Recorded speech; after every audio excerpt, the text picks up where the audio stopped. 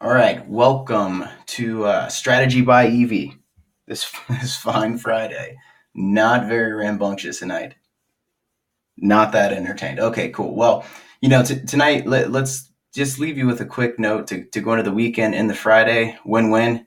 Uh, the one thing that I always get a lot is from my clients is at the end of the day, if something's going well, I always hear if it's not broken, then why even try to fix it? And that is predicated in the fact that whatever you think is happening is going according to plan, and that's your plan, and it's optimal. That phrase is not designed to talk about optimum efficiency. Or anything that's supposed to be going on in terms of what you plan in terms of your objectives. It's really just, well, it's making money. Well, how much money are you leaving on the table? Is it doing the right thing? Is it sustainable money? XYZ. So whenever you think about testing and learning, think about training a dog.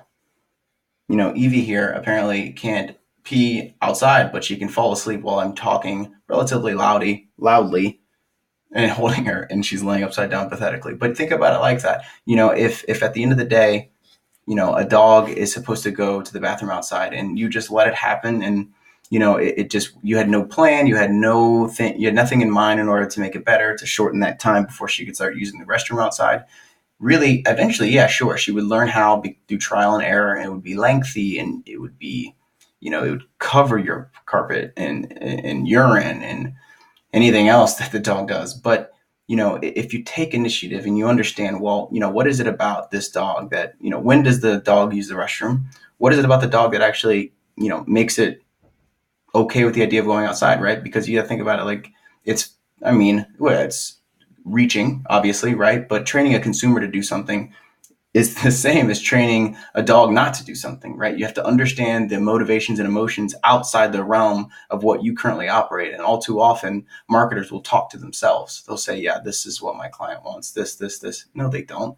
You don't know. You're not the marketer. You're an insider with more knowledge than that consumer. You don't have the same problems as that consumer. You know most of the answers. That's why you work for that company. You market that product. So when you think about it, always test the basics. I would never pee inside on the carpet, but this dog does, and you have to figure out what makes it not. And so, like I said, you could just walk the dog, try to catch it, yell, clap a few times, and about 6 months in, you'll figure it out.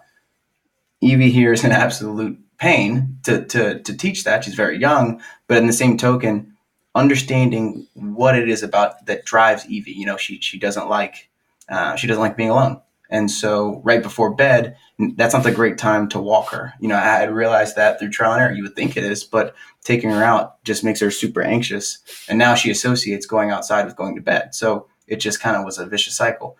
But you really have to figure out through trial and error what works for her. What worked for her was making sure that it's in being diligent, I guess, is the main caveat to begin. But anytime she starts sniffing around, walk her to the door, but don't actually take her outside. Start to associate taking her to the door with, okay, now we're going to go outside, and I'm going to take you outside on my terms. When we come in is when we come in. When I say go is when we go. So instead of walking her through that door, I might open it. I try to make some, the audits, get some auditory things going, jangle the lock, the key. I've had, we're going to try the bell. Not going to work. You want the bell? Yeah, probably not going to work. But, now she associates the jangle with the door. Well, it's time to pee. And so if the door isn't jangled, we're not going to pee. And so you have to figure out ways to associate. You have to figure out ways to train. You have to figure out ways to think about what does your consumer want and when do they want it and how do they consume it. And so, come on, man. If your consumer is not doing what you want, you have to understand. Well, it's not as simple as saying, "Well, I want them to do this." Figure out why they're not doing what they want, and figuring out, well, is what you want them to do the correct thing? Yes, peeing outside is the correct thing to do, but dragging the dog outside against their will, that's, you've got to work with them. You can't just drag them.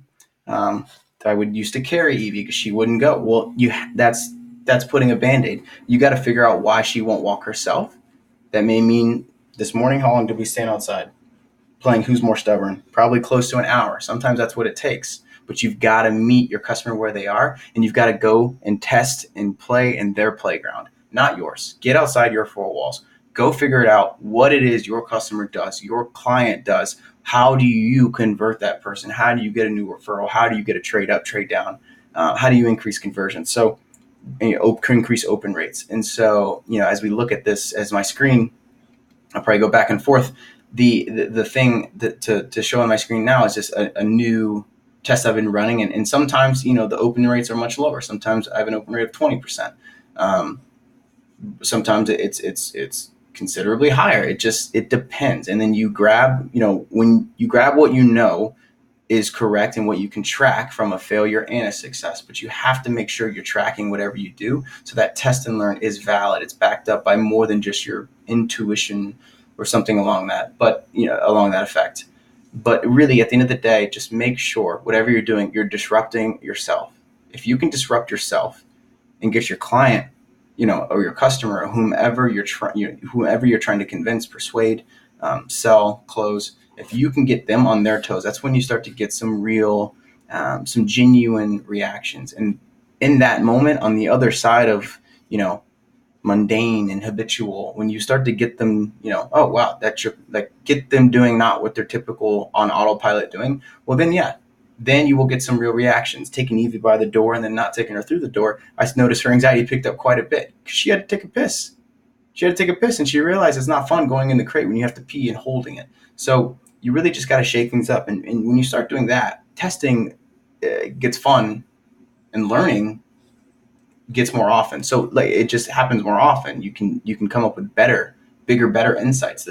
This bell is not going to be fun, but getting her to sit still, figuring out how to hold her to make sure she's powerless and not jump around on me, taking her legs from her, like that's and putting her on her back. I mean, it makes her fall asleep and not as fun for the session, but that's what she wants to do. This is her session. So, treat your test and learns, treat your client like how you would to train a dog. You have to try things that are outside the realm of what you already know. And you can't act like I'm a human, they're a human. Let's do what humans do. No, you're the seller. They're the buyer. You're knowledgeable. They're curious. They're cynical. You're optimistic. You talk to yourself. They don't talk to shit. They don't care who you are. You love you. So it's, if anything, the only thing that you can really say is I have more in common with the fact that Evie loves to sleep. So do I. Your client probably does not love your product, your customer, not necessarily, unless they're a loyalist or advocate, which doesn't happen immediately. So you've got to figure out, what is it that makes me so much different? I work here, I get that. But what is it that I can do to convert my client, to make them a lover, an advocate, a needer, a loyalist? So you really have to go in there and not only test and learn. It's okay to fail. Fail. If you're going to fail fast. If you're going to learn aggressively, and then iterate, try new things, deviate. Just because you're winning does not mean you stay there. That's a channel of some perceived time that you're winning right now. You could be winning more. You may not be winning in the future. So just keep learning, and then tuck that away in your back pocket on your rainy day when it's time to, make a little sales growth or pump something up. So hopefully that's helpful. Treat every single project you're on, if it's a new initiative, especially, go test it just like you would a dog, just like you would do anything that's outside your comfort zone that wouldn't normally get you doing it. You wouldn't normally be doing it. Go figure out what it is that would make you learn that new thing.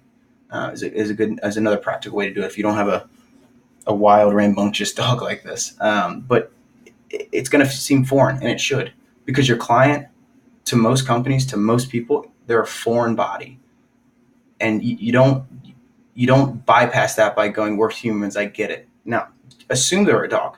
Assume you have as much in common and you can communicate as well with them as a dog, which in most cases I get her more than I get most people. So it's not even the best analogy, right? So, but you get the point. Challenge yourself, challenge your client, challenge your customer, challenge the buying cycle, but just challenge and test, and more importantly, learn. Test and learn. It's the best thing you can do. That's it from Strategy by Evie. Wide awake there, bud. Say goodbye. Bye.